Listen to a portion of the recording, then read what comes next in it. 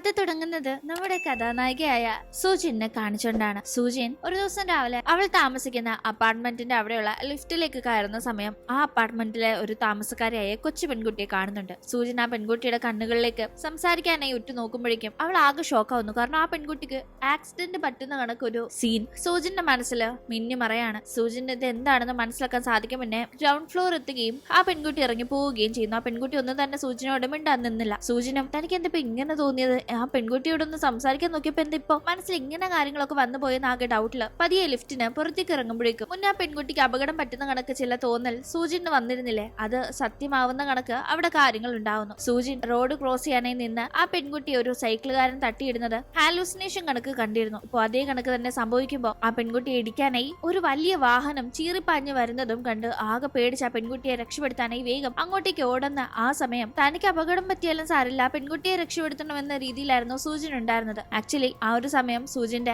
അങ്ങോട്ടേക്ക് എത്തി സൂചിനെ നീ എന്ത് കാണിക്കാൻ പറഞ്ഞ് പിടിച്ച് മാറ്റിയില്ലായിരുന്നെങ്കിൽ ആ പെൺകുട്ടിയെ രക്ഷപ്പെടുത്തി സൂചിൻ അപകടത്തിൽപ്പെട്ടത്. എന്തായാലും തലനാടിരയ്ക്ക് കിം കൃത്യസമയത്ത് വന്നതുകൊണ്ട് സൂചിൻ രക്ഷപ്പെടുന്നു. നീ ഇപ്പൊ എന്തീ കാണിച്ചത്, നീ എന്താ ശ്രദ്ധയില്ലാതെ വണ്ടിയൊക്കെ ഇങ്ങനെ വരുന്നൊന്നും നീ ശ്രദ്ധിക്കുന്നില്ലെന്നൊക്കെ കിം അവളെ ശകാരിക്കുന്നുണ്ടെങ്കിലും തനിക്ക് മനസ്സിൽ തോന്നിയ കാര്യം റിയലായി നടക്കാൻ പോയി എന്ന ഒരു കാര്യം അവിടെ പറയാനായി സൂചിന് കഴിയുന്നില്ല. കാരണം അങ്ങനെ പറഞ്ഞാൽ ആരെങ്കിലും അത് വിശ്വസിക്കോ? അതുകൊണ്ട് തന്നെ സൂചിൻ അത് പറയുന്നില്ല. അടുത്ത ദിവസം സൂചിൻ ആ പെൺകുട്ടിയെ കാണുന്നുണ്ട് അതേ ലിഫ്റ്റിൽ വെച്ച്. പക്ഷെ സൂചിൻ എന്തെങ്കിലും മിണ്ടാൻ നോക്കും മുന്നേ ആ പെൺകുട്ടി എപ്പോഴത്തെ കണക്ക് സൂചിനെ മൈൻഡ് ആക്കാതെ അവിടെ നിന്ന് പോവാണ്. ആ പെൺകുട്ടി പോയ ഉടനെ സൂചിന് ഇവരുടെ അപ്പാർട്ട്മെന്റിലുള്ള മറ്റൊരു പയ്യനെ പറ്റിയുള്ള ഒരു അപകട സൂചന മനസ്സിൽ വരുന്നു. വീണ്ടും വീണ്ടും തനിക്കെന്താ ഇങ്ങനെ മറ്റുള്ളവർക്ക് അപകടം നടക്കുന്ന കാര്യം മനസ്സിൽ വരുന്നതെന്ന് മനസ്സിലാവാതെ അവൾ കിമ്മിനെ വിളിക്കാനായി ഒരുങ്ങുമ്പോഴേക്കും മുന്നേ മനസ്സിൽ തോന്നിയ കണക്ക് തന്നെ അവിടെ കാര്യങ്ങൾ നടക്കാനായി പോകുന്നു. അപകടത്തിൽ പെടുന്നെന്ന് സൂചിന് തോന്നിയ അതേ പയ്യൻ അപകടത്തിൽ പെടുന്നത് സൂചിൻ കാണുകയാണ്. അതോടുകൂടി അവൾക്ക് തനിക്ക് എന്തോ പറ്റിയിട്ടുണ്ട് എന്നത് മനസ്സിലാവുന്നു. അതുകൊണ്ട് തന്നെ കിമ്മിന്റെ കൂടെ ഒരു ഡോക്ടറെ കാണാനായി സൂചിൻ പോകുന്നുണ്ട്. മനസ്സിന് എന്താണ് പ്രശ്നമെന്ന് ഡോക്ടർ പരിശോധിച്ച് ഒരു പരിഹാരം കണ്ടെത്തി തരുമല്ലോ എന്ന ഒരു ആശ്വാസത്തിൽ അങ്ങനെ ഡോക്ടറെ കാണുന്ന സൂചിന് ഞെട്ടിക്കുന്ന ചില കാര്യങ്ങളാണ് ഡോക്ടറിൽ നിന്ന് അറിയാനായി സാധിക്കുന്നത്. കുറച്ചു നാളുകൾക്ക് മുന്നേ സൂചിന് ഒരു ആക്സിഡന്റ് സംഭവിച്ചിരുന്നല്ലോ. ആക്സിഡന്റിന് ശേഷം സൂചിനിൽ വന്നിരിക്കുന്ന മാറ്റമാണ് ഈ ഹാലൂസിനേഷൻ എന്നാണ് ഡോക്ടർ പറയുന്നത്. കാരണം ആ ഒരു ആക്സിഡന്റിന് ശേഷം സൂചിൻ അവളുടെ ഓർമ്മകളൊക്കെ തന്നെ നഷ്ടപ്പെട്ടിരുന്നു. ഈ ആക്സിഡന്റ് തനിക്ക് നടന്നു എന്നത് അവൾക്കറിയാം. പല കാര്യങ്ങളും അവളിപ്പോ പുതുതായി മനസ്സിലാക്കി വരികയാണ്. തന്റെ ഹസ്ബൻഡാണ് എല്ലാത്തിനും കൂടെ തന്നെ സപ്പോർട്ട് ചെയ്ത് നിൽക്കുന്നത് എന്ന കാര്യങ്ങളൊക്കെ അവൾക്ക് അറിയാവുന്നത് കൊണ്ട് തന്നെ ഈ ഡോക്ടർ പറയുന്ന ഈ കാര്യം അവൾ അത്ര വലിയ മൈൻഡ് ചെയ്യുന്നില്ല. ഡോക്ടർ പറയുന്നത് ആക്സിഡന്റ് പറ്റിയതിന്റെ സൈഡ് എഫക്റ്റിൽ അവൾക്ക് ഇങ്ങനൊക്കെ ഓരോ തോന്നലുകൾ വരുന്നതാണെന്നാണല്ലോ. പക്ഷെ തന്റെ മനസ്സിൽ ആ തോന്നലുകൾ ജസ്റ്റ് അങ്ങനെ ഒരു ഹാലൂസിനേഷൻ എന്ന രീതിയിൽ മാത്രം തള്ളിക്കളയാനായി അവൾക്ക് തോന്നിയില്ല. എന്തായാലും അന്ന് അവിടെ നിന്ന് മടങ്ങി പോകുന്ന ടൈമും അവൾക്ക് വീണ്ടും ഹാലൂസിനേഷൻ വരുന്നുണ്ട്. പക്ഷെ അത് മറ്റുള്ളവരെ പറ്റി ആയിരുന്നില്ല മുന്നത്തെ കണക്ക്, അവൾക്ക് തന്നെ അപകടം പറ്റുന്ന കണക്കായിരുന്നു അവൾക്ക് അപ്പൊ തോന്നുന്നത്. അങ്ങനെ കാര്യങ്ങൾ മുന്നോട്ട് പോകുന്നതിന്റെ ഇടയിൽ സൂചിന് ഒരു ആക്സിഡന്റ് പറ്റിയ ശേഷം അവളുടെ പഴയ കാര്യങ്ങളൊന്നും തന്നെ ഓർമ്മയില്ലാതെയാണ് അവളിപ്പോ ജീവിക്കുന്നത്. പക്ഷെ അവൾക്ക് അവളുടെ വലിയ സപ്പോർട്ട് സിസ്റ്റമായി കൂടെ നിൽക്കുന്ന, അവൾക്ക് എന്തിനും ഏതിനും ആശ്രയിക്കാനായുള്ള അവളുടെ ഹസ്ബൻഡായ കിമ്മിനെ പറ്റി എന്തോ ഒരു വല്ലാത്ത ചിന്തകൾ മനസ്സിൽ കയറിക്കൂടുന്നു. അതിനുള്ള കാരണം അവൾക്ക് ചോദിച്ചാൽ പറയാൻ അറിയില്ല. സൂചിൻ അങ്ങനെ വീട്ടിലുള്ള സമയം 2 പോലീസുകാർ സൂചിനെ കാണാൻ വരുന്നുണ്ട്. സൂചിന് മുന്നേ ആക്സിഡന്റ് നടന്നിരുന്നല്ലോ. ആ സമയത്ത് ആക്സിഡന്റിൽ സംഭവിച്ചത് അല്ലാത്തതായ കുറച്ച് മുറിവുകൾ സൂചിന്റെ ശരീരത്തുള്ളത് അവളെ അപ്പോ ചികിത്സിച്ച ഡോക്ടർ ശ്രദ്ധിച്ചിരുന്നു. ഡോക്ടർ അതിനെപ്പറ്റി പോലീസിനെ അറിയിച്ചതിനെ തുടർന്നാണ് പോലീസുകാർ വന്നിരുന്നത്. മുന്നേ പോലീസുകാർ സൂചിനെ വന്ന് കണ്ടിരുന്നെങ്കിലും ആ സമയത്ത് ഓർമ്മകളൊന്നും സ്റ്റേബിൾ ആയിട്ടുണ്ടായിരുന്നില്ലാത്തതുകൊണ്ട് തന്നെ സൂചിനോട് അവർക്ക് സംസാരിക്കാൻ സാധിച്ചിട്ടുണ്ടായിരുന്നില്ല. ഇപ്പോഴും പഴയ കാര്യങ്ങളൊന്നും ഓർമ്മയില്ലാത്തത് കൊണ്ട് തന്നെ സൂചിൻ ആ പോലീസുകാരോട് അങ്ങനെ സംസാരിക്കാതെ അവരെ പറഞ്ഞു വിടാനായി ധൃതി കൂട്ടുന്നു. അങ്ങനെ പോകാൻ നിൽക്കുന്ന പോലീസുകാർ അവിടെ ഭിത്തിയിൽ തൂക്കിയിട്ടിരിക്കുന്ന സൂചിന്റെ വിവാഹ ഫോട്ടോയിലേക്ക് നോക്കുന്നുണ്ടായിരുന്നു. പരസ്പരം നോക്കി എന്തോ ഒന്ന് സംസാരിക്കുന്നത് സൂചിൻ കാണുന്നു. അപ്പൊ തൊട്ടാണ് അവൾക്ക് ഹസ്ബൻഡായ കിമ്മിനെ പറ്റി എന്തോ ഒരു തോന്നൽ ഉള്ളിൽ തോന്നി തുടങ്ങുന്നത്. കിം അവളുടെ ഹസ്ബൻഡാണ്, അവളുടെ മാരേജ് കഴിഞ്ഞിട്ട് വർഷമായി എന്നതൊക്കെ അവൾക്ക് ഓർമ്മ നഷ്ടപ്പെട്ട ശേഷം കിം പറഞ്ഞു കൊടുത്ത് അറിയാവുന്ന കാര്യങ്ങളാണ്. പക്ഷെ അവളുടെ ആ ഒരു 20 വർഷത്തെ മാരീഡ് ലൈഫിനെ പറ്റിയോ ഇല്ലെങ്കിൽ എങ്ങനെയാണ് കിമ്മിനെ പരിചയപ്പെട്ടത് എന്നതിനെ പറ്റി ഒന്നും തന്നെ അവൾക്ക് ആ പഴയ ഓർമ്മകളൊന്നും ഇല്ലാത്തതുകൊണ്ട് തന്നെ അറിയില്ല. അവൾക്ക് എന്തോ വല്ലാത്തൊരു തോന്നലുകൾ കിമ്മിനെ പറ്റി തോന്നുന്നുണ്ട്.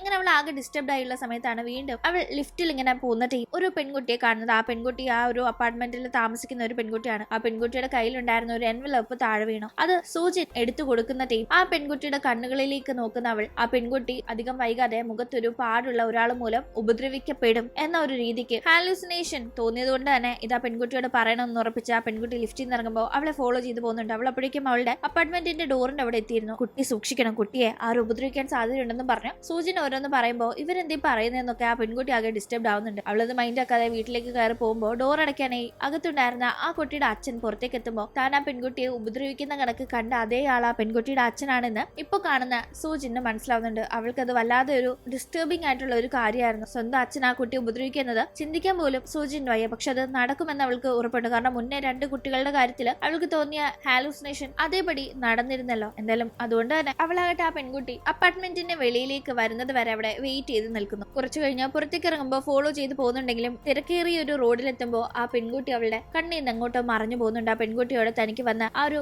ഇല്യൂഷനെ പറ്റിയൊക്കെ പറഞ്ഞ് ആ പെൺകുട്ടിക്ക് വരാൻ പോകുന്ന അപകടത്തിൽ നിന്ന് അവളെ സംരക്ഷിക്കണം എന്നതായിരുന്നു സൂജിൻ വിചാരിച്ചിരുന്നത്. പക്ഷെ അതിനപ്പോൾ സാധിച്ചില്ല.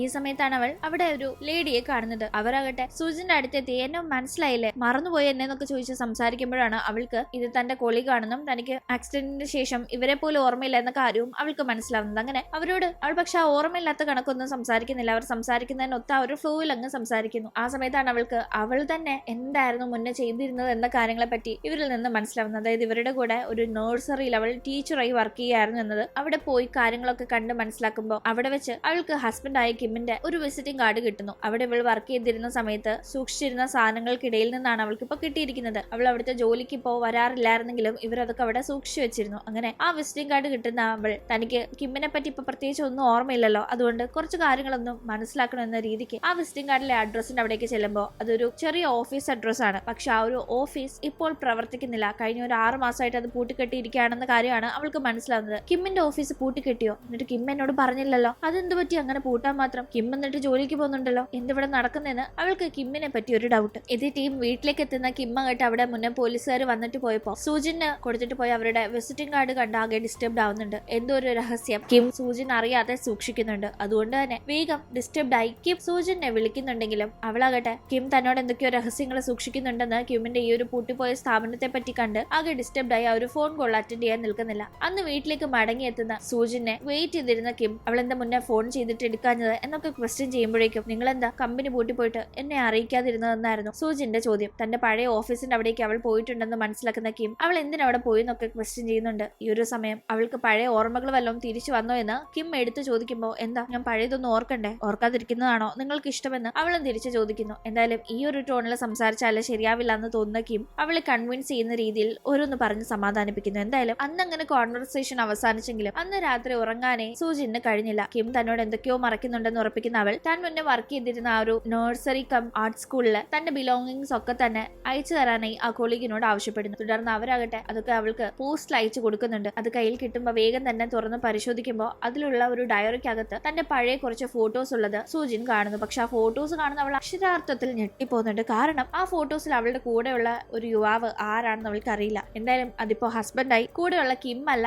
എന്നത് അവൾക്ക് ഉറപ്പാണ്. ആരാണ് ഇയാൾ? തന്റെ പഴയ ബോയ് ഫ്രണ്ട് ആണോ എന്ന് അവൾക്ക് ഭയങ്കരമായ ഡൗട്ട്. ഈ കിം ഹസ്ബൻഡ് ആണ് എന്നതൊക്കെ ഓർമ്മ നഷ്ടപ്പെട്ട് ആക്സിഡന്റിൽ നിന്ന് റിക്കവർ ആയി അവൾ വന്ന ശേഷം കിം തന്നെ പറഞ്ഞു കൊടുത്ത കാര്യങ്ങളാണ്. അതുകൊണ്ട് തന്നെ അവൾക്ക് ഈ ഫോട്ടോസ് കാണുമ്പോൾ എന്തൊക്കെയോ ഒരു പന്തികെടുപ്പ് തോന്നുന്നുണ്ട്. അവളാകട്ടെ ആ കൊളീഗിന്റെ അടുത്ത് നിന്ന് അവൾക്ക് ഓർമ്മയില്ലാത്ത അവളുടെ ചില കാര്യങ്ങൾ ചോദിച്ചറിയാനായി നോക്കുന്നുണ്ട്. ആക്ച്വലി ഈ കൊളീഗിനെ കണ്ട ശേഷമാണ് ഇവരുടെ കൂടെ ഇവൾ വർക്ക് ചെയ്ത കാര്യമൊക്കെ അവൾക്ക് മനസ്സിലായത്. അല്ലാതെ അവൾക്ക് ഓർമ്മ നഷ്ടപ്പെട്ട ശേഷം ഇതൊന്നും അറിയില്ലല്ലോ. അപ്പൊ കൊളീഗിനോട് അവൾ ഇവിടുത്തെ ജോലി എങ്ങനെയാണ് അവസാനിപ്പിച്ചത്, ആ സാഹചര്യങ്ങളെ പറ്റി ഒന്ന് പറയാമോ എന്ന് ചോദിക്കുമ്പോൾ ഇവിടുത്തെ ജോലി അവസാനിപ്പിക്കുന്നതിന് ഏതാണ്ട് 1 മാസം മുന്നേ സൂജിനും ഹസ്ബൻഡും തമ്മിലുള്ള ഡിവോഴ്സിന് അപ്ലൈ ചെയ്തിരുന്നു എന്ന കാര്യം ഈ കൊളീഗ് വഴി അറിയുന്ന അവൾ ആകെ ഷോക്കാവുന്നു. ഇത് കേൾക്കുമ്പോഴും തന്റെ കൂടെയുള്ള ആ ഒരു അജ്ഞാതന്റെ കൂടെ ഉണ്ടായിരുന്ന ഒരു ഫോട്ടോ കാണുമ്പോഴും അവൾക്കിപ്പോ തോന്നുന്നത് ഒരു പക്ഷെ തനിക്ക് ആ ഫോട്ടോയിലുള്ള ആളുമായി റിലേഷൻഷിപ്പ് ഉണ്ടായിരുന്നത് കൊണ്ട് അത് മനസ്സിലാക്കിയ തന്റെ ഹസ്ബൻഡായ കിം ഡിവോഴ്സ് ചെയ്യാനായി തീരുമാനിച്ചതാകാം. പക്ഷെ പിന്നീട് തനിക്ക് ആക്സിഡന്റ് സംഭവിച്ചപ്പോ തന്നോട് ക്ഷമിച്ച് തന്നെ കൂടെ കൂട്ടിയതാകാം എന്നൊക്കെയാണ്. എന്തായാലും അവൾക്ക് ഇനിയും കുറച്ചുകൂടെ ക്ലാരിറ്റി ഇതിനെ പറ്റിയൊക്കെ കിട്ടാനായിട്ടുണ്ട്. അന്നാകട്ടെ തിരിച്ച് വീട്ടിലേക്ക് സൂജിൻ പോകുമ്പോഴേക്കും അവൾ ലിഫ്റ്റിൽ നിൽക്കുമ്പോൾ ഒരു മനുഷ്യനെ കാണുന്നു. ഇത് മറ്റാരുമല്ല, ഒരു പെൺകുട്ടിയെ അവളുടെ സ്വന്തം അച്ഛൻ ഉപദ്രവിക്കുന്ന കണക്കൊരു ഇല്യൂഷൻ സൂജിന് വന്നിരുന്നല്ലോ, ആ അച്ഛനാണത്. തനിക്ക് മുന്നേ ഇല്യൂഷനിൽ വന്ന കണക്കൊക്കെ നടന്നിട്ടുണ്ടെന്ന് അറിയാവുന്ന അവൾ ഇത് നടക്കും എന്ന് ഉറപ്പുള്ളത് കൊണ്ട് തന്നെ അയാളോട് നിങ്ങൾ ആ കുട്ടിയെ ഉപദ്രവിക്കരുത്, ആ കുട്ടിക്ക് എന്തെങ്കിലും പറ്റിയാൽ അതിന് കാരണക്കാരൻ നിങ്ങളാണെന്ന് ഞാൻ എല്ലാവരോടും പറയുന്നെല്ലാം തന്നെ അവൾ പറയുമ്പോൾ ആക്ച്വലി അയാൾക്ക് അങ്ങനെ ഒരു ദുരുദ്ദേശം ഉണ്ടായിരുന്നു. സ്വന്തം മകളോട് തെറ്റായ ഒരു മോട്ടീവ് ഉണ്ടായിരുന്നത് കൊണ്ട് തന്നെ അയാൾ ഇത് കേൾക്കുമ്പോൾ നിനക്ക് ഇങ്ങനെ എന്റെ കാര്യങ്ങൾ അറിയാമെന്ന് പറഞ്ഞ് അവളുടെ കൊങ്ങയ്ക്ക് പിടിച്ച് ഞെരിക്കാനായി തുടങ്ങുന്നു. തുടങ്ങുന്നുണ്ട്. ഇങ്ങനെ ഞെരിക്കുന്ന സമയം അവൾക്ക് വേറൊരു ഇല്യൂഷൻ വരുന്നുണ്ട്. ഒരാളെ ആരോ കൊന്ന് ഒരു സ്യൂട്ട് കേസിലാക്കി എങ്ങോട്ടോ വലിച്ചിഴച്ച് കൊണ്ടുപോകുന്ന കണക്കാണ് അവൾക്ക് കാണാൻ സാധിക്കുന്നത്. ശ്വാസം കിട്ടാതെ പേട്ടയ്ക്കായിരുന്നു. അയാൾ അവളെ കഴുത്ത് പിടിച്ച് ഞെരിക്കല്ലേ. എന്തായാലും എന്തെങ്കിലും ആപത്ത് സംഭവിക്കും മുന്നേ ലിഫ്റ്റിന്റെ ഡോർ ഓപ്പൺ ആവുകയും സൂജിൻ ഒരുവിധം അയാളെ തള്ളിയിട്ട് അവിടെ നിന്ന് സർവ്വശക്തിയും എടുത്ത് ഓടുകയും ചെയ്യുന്നു. അവളങ്ങനെ ഓടി നേരെ വീട്ടിലെത്തുമ്പോഴേക്കും കിം അവിടെ ഉണ്ടായിരുന്നു. കിം ആകട്ടെ എന്ത് പറ്റിയെന്ന് ഓടി വരുന്ന അവളെ കണ്ട് തിരക്കുമ്പോഴേക്കും ലിഫ്റ്റ് വെച്ച് അപ്പാർട്ട്മെന്റ് 706 ആ താമസക്കാരൻ എന്നെ കൊല്ലാൻ നോക്കി. അയാൾ ആള് ശരിയല്ല, അയാളുടെ മോളെ ഉപദ്രവിക്കും. എന്തായാലും അയാളെ ആരോ കൊല്ലുന്ന കണക്കും എനിക്കൊരു ഇല്യൂഷൻ വന്നു. ഞാൻ മുന്നേ പറഞ്ഞിരുന്നില്ലേ, അതേ കണക്ക് എനിക്ക് ഇല്യൂഷൻ വന്നിട്ടുണ്ടെന്നല്ല അവൾ പറയുമ്പോ ഇതൊക്കെ നിന്റെ മനസ്സിന്റെ വെറും തോന്നല, അതൊന്നും കാര്യമാക്കണ്ട. അതേ ഡോക്ടർ ഒന്ന് മരുന്ന് കഴിച്ചിട്ട് കിടക്കാനായി പറഞ്ഞ അന്ന് അവളെ നിർബന്ധിച്ച് മരുന്ന് കഴിപ്പിച്ച് കിം ഉറക്കാനായി കിടത്തുന്നു. സൂചനാകട്ടെ താൻ പറയുന്നൊന്നും വിശ്വസിക്കുന്നില്ലല്ലോ എന്നുള്ള നിരാശയുണ്ടായിരുന്നു. എന്തായാലും അവളങ്ങനെ ഉറങ്ങി അല്പം കഴിഞ്ഞൊന്ന് ഉണരുമ്പോഴേക്കും അവിടെ കിമ്മിനെ കാണുന്നില്ല. കിം ഇതെവിടെ പോയിന്ന് കൺഫ്യൂസ്ഡ് ആയ അവൾ പതിയെ പുറത്തേക്ക് ഇറങ്ങുന്നു. അവളുടെ മനസ്സ് മുഴുവൻ അപ്പാർട്ട്മെന്റ് 706 ആ അച്ഛൻ മകളെ ഉപദ്രവിക്കുമോ എന്നുള്ള പേടിയാണ്. അതുകൊണ്ട് തന്നെ ആ ഒരു ഭാഗത്തേക്കാണ് അവൾ പോകുന്നത്. അങ്ങനെ അവൾ അവിടെ എത്തുമ്പോഴേക്കും അകത്തുനിന്ന് ഒരു നിലവിളി. ഈ നിലവിളി തനിക്ക് തോന്നുകയാണോ അതോ ശരിക്കും അത് ഉള്ളതാണോ എന്ന് ഒന്ന് ഉറപ്പിക്കാനായി സൂചിൻ കാതോർക്കുമ്പോൾ അകത്തുനിന്ന് എന്തൊക്കെയോ വല്ലാത്ത ശബ്ദങ്ങൾ അവൾക്ക് കേൾക്കാം. പെട്ടെന്ന് ആരോ ഡോറ് തുറക്കുന്നതായി തോന്നുന്ന അവൾ അവിടെ നിന്നൊന്ന് മാറി നിൽക്കുന്നു. ഈ സമയം പുറത്തേക്ക് ഒരാൾ ഒരു സ്യൂട്ട് കേസ് വലിച്ചുകൊണ്ട് വരുന്ന കാഴ്ചയാണ് അവൾ കാണുന്നത്. മുന്നേ അവൾ ഇല്യൂഷനിൽ കണ്ട കണക്ക് തന്നെ ആരെയോ കൊന്ന് മൃതദേഹം വലിച്ചുകൊണ്ട് പോയിരുന്ന ഒരു പെട്ടിയില്ല, അതേ കണക്കുണ്ട്. അപ്പോ ഈ അപ്പാർട്ട്മെന്റിലെ താമസക്കാരനെ ആരോ കൊന്നു കൊണ്ടുപോകുന്നതാണ് അതിന്റെ ഇല്യൂഷൻ ആയിരുന്നു തനിക്ക് മുന്നേ വന്നതെന്ന് അവൾക്ക് മനസ്സിലാവുന്നുണ്ട്. അവൾ എന്തായാലും ആരാണ് ഇത് ചെയ്യുന്നതെന്ന് അറിയാനായി നോക്കുമ്പോഴേക്കും മുഖം കാണാൻ സാധിക്കുന്നില്ലെങ്കിലും കൊലയാളി ഇട്ടിരിക്കുന്ന ഒരു ചെയിൻ അവളുടെ കണ്ണിൽ പെടുന്നുണ്ട്. ഇതേ കണക്ക് ചെയിൻ തന്റെ ഹസ്ബൻഡ് കിമ്മും ഇടാറുണ്ടല്ലോ എന്ന് അവൾക്ക് ആകെപ്പാടെ ഒരു ഡൗട്ട്. എന്തായാലും അവളാകട്ടെ പിന്നെ അപ്പാർട്ട്മെന്റിലേക്ക് മടങ്ങിപ്പോയി എപ്പോഴും അറിയാതെ ഉറങ്ങി പോകുന്നുണ്ട്. അടുത്ത ദിവസം രാവിലെ ഉണരുമ്പോഴേക്കും കിം അവിടെ ഉണ്ടായിരുന്നു. കിച്ചണിൽ ബ്രേക്ക്ഫാസ്റ്റ് ഉണ്ടാക്കിക്കൊണ്ട് നിൽക്കാണ്. പക്ഷെ കഴിഞ്ഞ ദിവസം പുറത്തു പോയ കണക്കൊന്നും തന്നെ കിം ഒന്നും പറയുന്നില്ല. പക്ഷെ താൻ എണ്ണീറ്റപ്പോൾ കിം അവിടെ ഉണ്ടായിരുന്നില്ല എന്ന് ഉറപ്പുള്ള അവൾ ഇന്നലെ രാത്രി പുറത്തു വല്ലതും പോയിരുന്നോ എന്ന് ചോദിക്കുമ്പോൾ ഞാൻ അവിടെ തന്നെ ഉണ്ടായിരുന്നല്ലോ, നിന്റെ തൊട്ടടുത്ത് കിടന്ന് ഉറങ്ങി, ഞാൻ എങ്ങനെ പുറത്തു പോകാനായെന്നായിരുന്നു കിമ്മിന്റെ ചോദ്യം. സൂജിന് പിന്നീട് ഒന്നും ചോദിക്കാൻ പറ്റാത്ത അത്രയും വായടപ്പിക്കുന്ന രീതിയിൽ കാമായിട്ടായിരുന്നു കിം അപ്പോൾ സംസാരിക്കുന്നത്. അതുകൊണ്ട് തന്നെ സൂജൻ പിന്നെ ഒന്നും ചോദിക്കുന്നില്ല. പക്ഷെ പിന്നീട് അന്ന് കിം പുറത്തു പോയ ശേഷം സൂജിൻ പുറത്തേക്ക് ഇറങ്ങുമ്പോൾ അവിടുത്തെ സെക്യൂരിറ്റിയെ യാദൃശികമായി കണ്ട് സംസാരിക്കുന്നു. ആ ടീം സൂജിന് ഒരു പാഴ്സൽ വന്നത് താൻ അന്ന് വെളുപ്പിന് കിമ്മിനെ കണ്ടപ്പോൾ കിമ്മിന്റെ കയ്യിൽ കൊടുത്തുവെന്നും അത് ഏൽപ്പിച്ച ശേഷമാണ് കിമ്മിന്റെ യാത്ര ചിലപ്പോൾ ബിസിനസ് സംബന്ധമായി വല്ലതും ആയിരിക്കും. കാരണം കാറിൽ വലിയൊരു സ്യൂട്ട് കേസ് ഇരിക്കുന്നത് കണ്ടു, പിന്നെ അത് തിരിച്ചു വാങ്ങിയില്ല. കിമ്മിന്റെ കയ്യിൽ ആ ഒരു പാഴ്സൽ ഏൽപ്പിച്ചിട്ടുണ്ട്. കിമ്മ ബിസിനസ് ട്രിപ്പിന് പോയതായിരിക്കും അല്ലേ, തിരിച്ചു വരുമ്പോൾ കൊണ്ടുവരും എന്നൊക്കെ പറഞ്ഞ് സെക്യൂരിറ്റി കാഷ്വലായി സംസാരിക്കുമ്പോൾ സൂജിന് ഭയങ്കരമായി ഡൗട്ട് ആവുന്നു. കാരണം കഴിഞ്ഞ ദിവസം താൻ കണ്ട 706 ആ ഒരു താമസക്കാരനെ കൊന്ന ആള് കിം തന്നെ ആയിരിക്കോ, ആ സ്യൂട്ട് കേസുമായി കിം പുറത്തു പോയി എന്നത് ഇപ്പൊ വ്യക്തമായല്ലോ എന്ന രീതിക്ക് ഡൗട്ട് ആവുന്ന സൂജിൻ നേരെ തിരിച്ച് അപ്പാർട്ട്മെന്റിലേക്ക് പോയി അവിടെ കിമ്മിന്റെ സാധനങ്ങൾ ഇരിക്കുന്നിടത്ത് ആ ഒരു ചെയിൻ പരിശോധിക്കുന്നുണ്ട്. താൻ ഇന്നലെ കൊലയാളി ഇട്ടിരുന്നതായി കണ്ട അതേ ചെയിൻ കിമ്മിന്റെ കയ്യിലുണ്ടെന്ന് ഉറപ്പുവരുത്തുന്ന സൂജിന് കിം ഇന്നലെ വീട്ടിലില്ലാതിരുന്നതും ഈ ചെയിനും സെക്യൂരിറ്റി പറഞ്ഞ കാര്യങ്ങളും കാറിലെ സ്യൂട്ട് കേസും അങ്ങനെ പലതും കൂട്ടി വായിക്കുമ്പോൾ കിം തന്നെയാണ് 706 ആളിനെ കൊന്നതെന്ന് ഡൗട്ട് ആവുന്നു. അങ്ങനെ വേഗം തന്നെ സൂജിൻ ഇത് പോലീസിൽ അറിയിക്കാനായി സ്റ്റേഷനിലേക്ക് പോകുന്നു. അറിയിക്കാനായി പ്രധാനപ്പെട്ട കാരണം മറ്റൊന്നുമല്ല, സൂജിൻ എന്തൊക്കെയോ അവളുടെ കൂടെയുള്ള ഹസ്ബൻഡായി കിമ്മിനെ പറ്റിയും ഡൗട്ടുകളൊക്കെ ഉണ്ട്. ഒന്നാമത് അവൾക്ക് നല്ല രീതിയിൽ ഓർമ്മയൊന്നും ഇപ്പൊ ഇല്ലല്ലോ. അപ്പോ ആകെ പേടിച്ചിട്ടാണ് അവൾ പോലീസിന്റെ അടുത്തേക്ക് പോകുന്നത്. പക്ഷെ അപ്പോഴേക്കും അവൾ സ്റ്റേഷനിലെത്തി അധികം വൈകാതെ അങ്ങോട്ടേക്ക് കിം എത്തുന്നുണ്ട്. വേഗം തന്നെ ഇയാളാണ് ഞാൻ പറഞ്ഞ കൊലയാളി എന്ന് പറഞ്ഞ് സൂജിൻ ടെൻഷൻ ആവുമ്പോഴേക്കും പോലീസുകാർ കിമ്മിനെ ക്വസ്റ്റ്യൻ ചെയ്യുന്നു. ആ ടീം കിം ഇതിന്റെ വൈഫാണ് സൂജിൻ, ഇവൾക്ക് ഓർമ്മക്കുറവിന്റെ ബുദ്ധിമുട്ടുകളുണ്ട്, അതുകൊണ്ട് അവൾ അപകടത്തിലൊന്നും പെടാതിരിക്കാനായി അവളുടെ ഫോണിൽ ഞാൻ GPS ട്രാക്ക് ചെയ്യുന്നുണ്ട്. അങ്ങനെ ഇപ്പൊ അവൾ പോലീസ് സ്റ്റേഷനിൽ ഉണ്ടെന്ന് കണ്ടിനി വഴി തെറ്റിയെങ്ങാനും ഇവിടേക്ക് വന്ന് പെട്ടതാണോ എന്നുള്ള പേടിയില്ല ഞാൻ ഓടി വന്നതാണെന്ന് പോലീസുകാരോട് ഉത്തരവാദിത്തമുള്ള സ്നേഹമുള്ള ഒരു ഹസ്ബൻഡ് എന്ന രീതിയിൽ കിം പറയുന്നുണ്ട്. സൂജിൻ എന്തൊക്കെ ഓർമ്മക്കുറവില്ല പറയുന്നതാണ്, അവൾ പറയുന്ന കണക്കൊന്നുമില്ല എന്നൊക്കെ കിം പോലീസുകാരോട് പറയുന്നുണ്ടെങ്കിലും സൂജിൻ അത് വിശ്വസിക്കാതെ പോലീസുകാരെയും കിമ്മിനെയും കൂട്ടി ആ ഒരു 706 അപ്പാർട്ട്മെന്റിലേക്ക് പരിശോധനയ്ക്ക് പോകുന്നു. അങ്ങനെ അവിടെ എത്തി പോലീസുകാർ തുറന്നകത്തേക്ക് കയറുമ്പോൾ അവിടെ സൂജിൻ പറഞ്ഞ കണക്ക് കഴിഞ്ഞ ദിവസം ഒരു കൊലപാതകം നടന്നതിന്റെ ഒരു അടയാളവും ഇല്ല.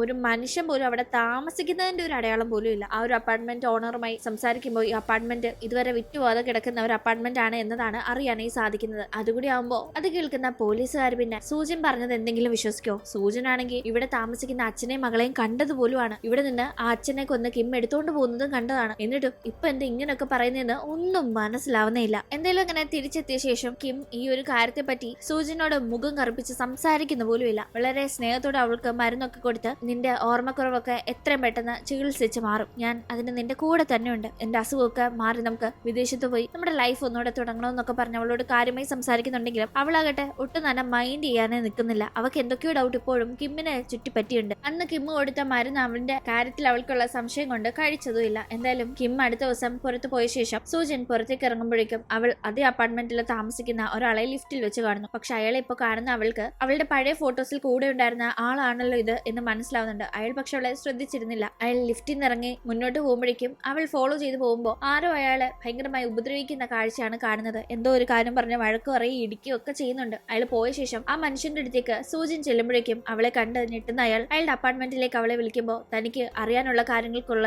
ഉത്തരം ഇയാളുടെ പക്കൽ ഉണ്ടാവുമെന്ന് തോന്നുന്ന സൂജൻ ഫോളോ ചെയ്തു പോകുന്നു. ഞാൻ വലിയ തെറ്റാ ചെയ്തത്, എല്ലാം ഞാൻ നിന്നോട് പറയാം, പക്ഷെ ഇപ്പൊ വേണ്ട, നമുക്ക് ഇന്ന് രാത്രി കാണാന്ന് പറഞ്ഞ് ഒരു സ്ഥലം അവളോട് പറയുന്നുണ്ട്. അയാൾ അത് അവളോട് പറയുമ്പോഴേക്കും ആ സ്ഥലത്ത് ഇന്ന് രാത്രി അയാൾ വന്നാൽ അയാൾ മരണപ്പെടുമെന്ന് തോന്നുന്ന അവൾ, നിങ്ങൾ എന്നോട് ഇപ്പൊ പറഞ്ഞ ആ സ്ഥലത്തേക്ക് നിങ്ങൾ പോവരുത്, ആ കൺസ്ട്രക്ഷൻ സൈറ്റിൽ വെച്ച് നിങ്ങൾ മരണപ്പെടാൻ സാധ്യതയുണ്ട്, അതുകൊണ്ട് പോവരുതെന്ന് അയാളോട് മുന്നറിയിപ്പ് നൽകുന്നുണ്ട്. പക്ഷെ അയാൾ ഇത് മൈൻഡ് ആക്കിയതേ ഇല്ല. അയാൾ അവിടെ നിന്ന് പോയ ശേഷമാണ് അവൾ അവിടെ ഉണ്ടായിരുന്ന ചില ഡോക്യുമെന്റ്സിൽ ഇയാളുടെ പേര് കിം എന്നതാണ്, തന്റെ കൂടെയുള്ള താൻ ഹസ്ബൻഡ് എന്ന് കരുതുന്ന അയാളുടെ അതേ പേരാണ് ഇയാൾക്കുമെന്ന് മനസ്സിലാക്കുന്നത്. കൂടാതെ അവിടെ വെച്ച് അവൾ മറ്റൊരു കാര്യം കണ്ടു ഞെട്ടുന്നു. അത് അവളുടെ വിവാഹ ചിത്രമായിരുന്നു. അവളും ഇയാളും വിവാഹിതരായി നിൽക്കുന്ന കണക്കുള്ള ഒരു ഫോട്ടോ. ആകെ അവൾ ഷോക്കായി പോവാണ്. ഇയാളാണോ തന്റെ ഹസ്ബൻഡ്? അപ്പൊ തന്റെ കൂടെയുള്ള കിം ആരാണ്? എന്തിനാണ് അയാൾ തന്റെ ഹസ്ബൻഡായി കൂടെ നിൽക്കുന്നത്? എന്താണ് ഈ കിം തന്നെ അകറ്റി നിർത്തുന്നത്? എന്താണ് തനിക്ക് യഥാർത്ഥത്തിൽ സംഭവിച്ചതെന്ന് ആകെ വളരെ ആകാംക്ഷ വരുന്ന അവൾ ഇയാളിൽ നിന്ന് തന്നെ സത്യങ്ങൾ അറിയാനായി അന്ന് രാത്രി അയാൾ പറഞ്ഞ സ്ഥലത്ത് പോകാനായി തീരുമാനിക്കുന്നു. അങ്ങനെ അവൾ അവിടെ എത്തുമ്പോഴേക്കും അവിടെ വെച്ച് അയാൾ മാത്രമല്ല ഇവളും അപകടത്തിൽ പെടുന്ന കണക്ക് തന്നെ അവൾക്ക് ഇല്യൂഷൻ വരുന്നുണ്ട്. അതുകൊണ്ട് തന്നെ വേഗം പോലീസിനെ അവൾ ഇൻഫോം ചെയ്യുന്നു. ഈ ഒരു സ്ഥലത്തേക്ക് എത്രയും പെട്ടെന്ന് പോലീസ് എത്തണം, താൻ അപകടത്തിലാണെന്ന് പറഞ്ഞ്. അങ്ങനെ അവൾ അകത്തേക്ക് ചെല്ലുമ്പോഴേക്കും അവിടെ അവൾ ഇപ്പോ കണ്ടുപിടിച്ച അവളുടെ ഹസ്ബൻഡ് എന്ന് അവൾ മനസ്സിലാക്കിയിരിക്കുന്ന ആളുണ്ടല്ലോ, അയാളെ കൊന്ന് കോൺക്രീറ്റ് ചെയ്യുന്ന കാഴ്ചയാണ് അവൾ കാണുന്നത്. അത് കണ്ടവൾ അലമുറ ഇടുമ്പോഴേക്കും വേഗം തന്നെ അവളുടെ പുറകെ കിം പോകുന്നുണ്ട്. അവളാകട്ടെ ഇപ്പൊ താൻ ചാടി മരിക്കും, തന്റെ അടുത്തെത്തിയ ചാടി മരിക്കും എന്ന് പറഞ്ഞ് കിമ്മിനെ ഭീഷണിപ്പെടുത്തുമ്പോൾ അതൊന്നും ചെയ്യരുത്, നീ ഇറങ്ങി വാ, ഞാൻ എല്ലാം നിന്നോട് പറയാന്ന് പറഞ്ഞ് കിം അവളെ സമാധാനിപ്പിച്ച് താഴെ ഇറക്കാനേ നോക്കുമ്പോൾ, നിങ്ങൾ എന്തിനാ എന്റെ ഹസ്ബൻഡായ കിമ്മിനെ കൊന്നത്? എന്തിനാ നിങ്ങൾ എന്നിട്ട് കിമ്മായി അഭിനയിക്കുന്നത്? എനിക്ക് ഇതിന് ഉത്തരം താന്നും പറഞ്ഞ് അവൾ ബഹളം വെക്കുന്നുണ്ടായിരുന്നു. ഇതേ ടീം അവളെ കൺവിൻസ് ചെയ്യാനായി കിം നോക്കുന്നുണ്ടെങ്കിലും അതിന് സാധിക്കും മുന്നേ അങ്ങോട്ടേക്ക് പോലീസ് എത്തുന്നുണ്ട്. പോലീസുകാർ വന്ന പാടെ ഇപ്പൊ ചാടും എന്നുള്ള രീതിക്ക് അവിടെ നിൽക്കുകയായിരുന്നു. അവളെ ബലമായി താഴെ ഇറക്കുന്ന പോലീസുകാരെ കണ്ടപാടെ അവരുടെ അടുത്ത് നിന്ന് സൂചന കൊട്ടി അവിടെ നിന്ന് മുന്നേ പോലീസ് സ്റ്റേഷനിൽ നിന്ന് അവളെ ഇറക്കിക്കൊണ്ട് വന്ന കണക്കാണ് അവളുടെ ഓർമ്മക്കുറവിന്റെ കാര്യങ്ങളൊക്കെ പറഞ്ഞ് അവിടെ നിന്ന് കൂട്ടിക്കൊണ്ട് പോകാനേ കിം നോക്കുന്നുണ്ടെങ്കിലും പോലീസുകാർ അങ്ങനെ കിമ്മിനെ വിടുന്നില്ല. സൂചന ആ സമയം പെട്ടിക്കകത്ത് ഒരാളെ കൊന്നുകൊണ്ടെന്ന് അവിടെ കോൺക്രീറ്റ് ചെയ്യുന്ന ഞാൻ കണ്ടു എന്ന് പറഞ്ഞ് വലിയ ചുറ്റിക്കൊക്കെ ആ കോൺക്രീറ്റ് തല്ലി പൊട്ടിക്കാനെ എടുക്കുന്നുണ്ടെങ്കിലും കിം അവളെ തടയാണ്. പക്ഷെ അപ്പോഴേക്കും പോലീസുകാർ കിമ്മിനെ തടയുന്നു. കിമ്മിനോട് നിങ്ങളെ പറ്റി ഞങ്ങൾക്ക് ചില സംശയങ്ങളുണ്ട്, നിങ്ങളുടെ ഭാര്യയ്ക്ക് ഓർമ്മക്കുറവാണ് എന്നൊക്കെ നിങ്ങൾ പറയുന്നുണ്ടെങ്കിലും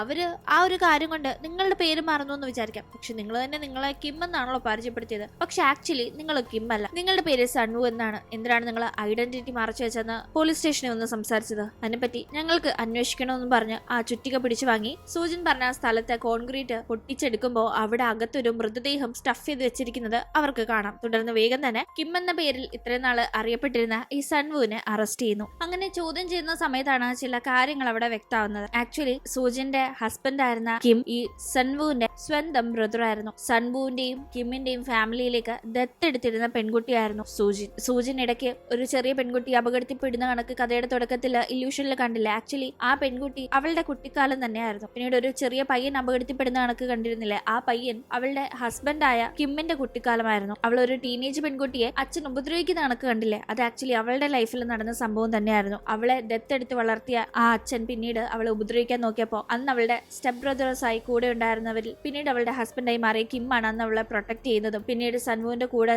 ആ ഒരു മൃതദേഹം അവർ രഹസ്യമായി അവളെ സംരക്ഷിക്കാനായി മറവ് ചെയ്തതും ഒക്കെ. ഇവർ തമ്മിൽ രക്തബന്ധമില്ലാത്തതുകൊണ്ട് തന്നെ സ്റ്റെപ്പ് ബ്രദറായി കൂടെയുള്ള കിം തന്നോട് താല്പര്യം കാണിച്ചു തുടങ്ങിയപ്പോൾ അവനെ തിരിച്ച് പ്രണയിക്കുന്നതിലോ പിന്നീട് അവനെ കല്യാണം കഴിക്കുന്നതിലോ അവൾക്ക് തെറ്റൊന്നും തോന്നിയിരുന്നില്ല. അങ്ങനെ സൂജിൻ കിമ്മിനെ കല്യാണം കഴിച്ച് ജീവിക്കുന്നതിന്റെ ഇടയിൽ കിമ്മും അവന്റെ ബ്രദറായ സൺവും ഒന്നിച്ചു തുടങ്ങിയ ആർക്കിടെക്ചർ സ്ഥാപനത്തില് പ്രശ്നങ്ങൾ ഉണ്ടാവുകയും സാമ്പത്തികമായി വലിയ പ്രശ്നത്തിലായപ്പോൾ ആ പ്രശ്നങ്ങൾക്ക് കാരണക്കാരനായ കിമ്മിനെ അവന്റെ ദൂർത്തും ബിസിനസ് സീരിയസ് ആയി നോക്കി നടത്താതെ ബിസിനസ് ഇപ്പൊ നശിപ്പിച്ചതിന്റെ പേരിൽ കിമ്മും സൺവും തമ്മിൽ പിന്നീട് വഴക്കുണ്ടാവുകയുമായിരുന്നു ഉണ്ടായത്. അങ്ങനെ ബിസിനസ് ആകെ തകർന്നിപ്പോ ആകെ വല്ലാത്ത അവസ്ഥയിൽ നിന്ന് തുടങ്ങിയ ശേഷം കിമ്മിന്റെ സ്വഭാവം ആകെ മാറി. അവൻ വൈഫായിരുന്ന സൂജിനെ ഉപദ്രവിക്കാൻ തുടങ്ങി. ആ ഉപദ്രവം സഹിക്കാതായപ്പോ കിമ്മിനെ ഡിവോഴ്സ് ചെയ്യാനായി സൂജിൻ തീരുമാനിച്ചു. ഈ സമയം അവളുടെ ബ്രദറായി അവൾ അപ്പോഴും സൺവുവിനെ കാണുന്നുണ്ടായിരുന്നു. സൺവുവിനോട് ഞാൻ ഈ റിലേഷൻഷിപ്പ് ഒക്കെ അവസാനിപ്പിച്ച് കാനഡയിലേക്ക് പോവുക, അത് എന്റെ ഇപ്പോഴത്തെ പ്ലാൻ എന്നൊക്കെ അവൾ പറഞ്ഞിരുന്നു. ഇതേ ടീം കിമ്മിനെ പോലെ തന്നെ സൺവുവിനും കുട്ടിക്കാലം മുതലേ സൂജിനോട് ഒരു താല്പര്യം ഉണ്ടായിരുന്നു. പക്ഷെ അവൻ ആ ഒരു ഇഷ്ടം വർക്കൗട്ട് ആക്കും മുന്നേ അവന്റെ ബ്രദറായ കിം അത് തുറന്നു പറഞ്ഞ് സൂജിനെ കല്യാണം കഴിച്ച് അങ്ങനെ അവർ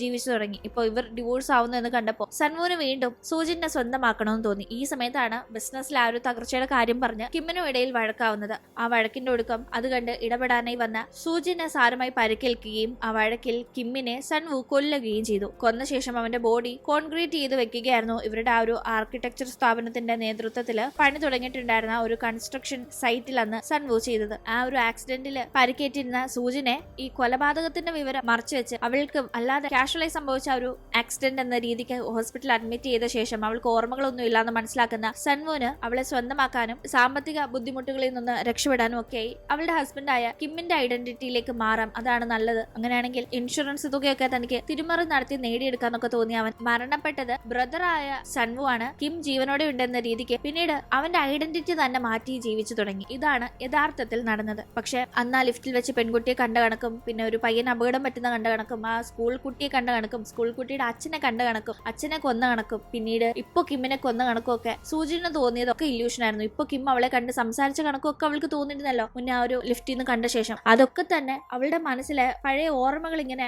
ഇല്യൂഷൻ കണക്ക് വന്നു പോയതാണ്, അല്ലാതെ അത് ഇപ്പൊ നടന്ന കാര്യങ്ങളല്ല. പക്ഷെ അത് യഥാർത്ഥത്തിൽ മുന്നേ നടന്ന പല കാര്യങ്ങളും ആ ഒരു ഓർമ്മകളും ഇല്ലാത്ത അവളുടെ മനസ്സിലേക്ക് ഇപ്പോ നടന്ന കാര്യങ്ങൾ കണക്ക് ഇല്യൂഷനായി വന്നു പോയതായിരുന്നു. അതാണ് യഥാർത്ഥത്തിൽ സംഭവിച്ചത്. അല്ലാതെ ഇപ്പോ സൺവു കിമ്മിനെ കൊണ്ട് കൊന്ന് അവിടെ കോൺക്രീറ്റ് ചെയ്തിട്ടില്ല, മറിച്ച് മുന്നേ അവൻ അത് ചെയ്തതാണ്. ആ ഒരു സ്ഥലത്ത് അവൾ ഉണ്ടായിരുന്നത് കൊണ്ട്, എന്നാൽ ഇപ്പൊ അവൾക്ക് ആ ഓർമ്മകൾ ഇല്ലാത്തത് കൊണ്ട് ആ കാര്യങ്ങൾ ഒരു ഇല്യൂഷൻ കണക്ക് അവൾക്ക് ഇപ്പൊ മിന്നി മറിഞ്ഞു വന്ന് ഇത്രയും കാര്യങ്ങൾ അങ്ങനെ ഇവിടെ വെളിപ്പെട്ടു എന്നേ ഉള്ളൂ. എന്തായാലും ഇത്രയും കാര്യങ്ങൾ അവിടെ പോലീസിനോട് സൺവു ഇപ്പൊ തുറന്നു പറയുന്നുണ്ട്. പക്ഷെ ആക്ച്വലി അതിലും ഒരു ട്വിസ്റ്റ് ഉണ്ട്. ഇപ്പൊ അവൻ പറഞ്ഞ കഥയിലെ കൊലയാളി അവനാണല്ലോ കടത്തിന്റെ കാര്യമൊക്കെ മൂലം അവന്റെ സഹോദരനായ കിമ്മിനെ കൊന്നത് അവൻ കാരണമാണല്ലോ സൂജിൻ ആക്സിഡന്റ് പറ്റിയത് എന്നൊക്കെയല്ല അവൻ പറഞ്ഞിരിക്കുന്നത്. പക്ഷെ അങ്ങനെ ആയിരുന്നില്ല. ബിസിനസ്സിലെ തകർച്ചയും അതുമൂലമുള്ള പ്രശ്നങ്ങളും ഒക്കെ കൊണ്ട് വൈഫായ സൂജിനെ ഹസ്ബൻഡായ കിം ഉപദ്രവിക്കാൻ തുടങ്ങിയിരുന്നല്ലോ. അവളാകട്ടെ അതിൽ നിന്ന് രക്ഷപ്പെടാനായി കാനഡയിലേക്ക് പോകാനൊക്കെ തീരുമാനിച്ചിരുന്നല്ലോ. ഇതിന്റെ ഇടയിൽ കാശ് കടം തിരിച്ചു കൊടുക്കാനുള്ളവര് കിമ്മിനെ ഭയങ്കരമായി ഉപദ്രവിക്കാൻ തുടങ്ങിയപ്പോ അവൻ അവരുടെ ശല്യം ഒഴിവാക്കാനായി അതിലൊരാളെ കൊന്ന് എങ്ങനെയല്ലോ അയാളുടെ ഇൻഷുറൻസ് തട്ടിയെടുക്കാൻ തീരുമാനിച്ച് ഇവരുടെ കമ്പനിയുടെ അണ്ടറിലുള്ള ഒരു കൺസ്ട്രക്ഷൻ സൈറ്റിലേക്ക് അയാളെ വിളിച്ചു വരുത്തുകയും അവിടെ അയാളെ കൊന്ന് കോൺക്രീറ്റ് ചെയ്യാനായി ശ്രമിക്കുകയും ചെയ്തിരുന്നു. ഈ സമയം അങ്ങോട്ടേക്ക് യാദൃശികമായി ഇതൊന്നും അറിയാതെ കിമ്മിനെ കാണാനായി സൂജിൻ എത്തുകയും അവൾ തന്റെ ഹസ്ബൻഡ് ഒരാളെ കൊല്ലുന്നത് കണ്ട്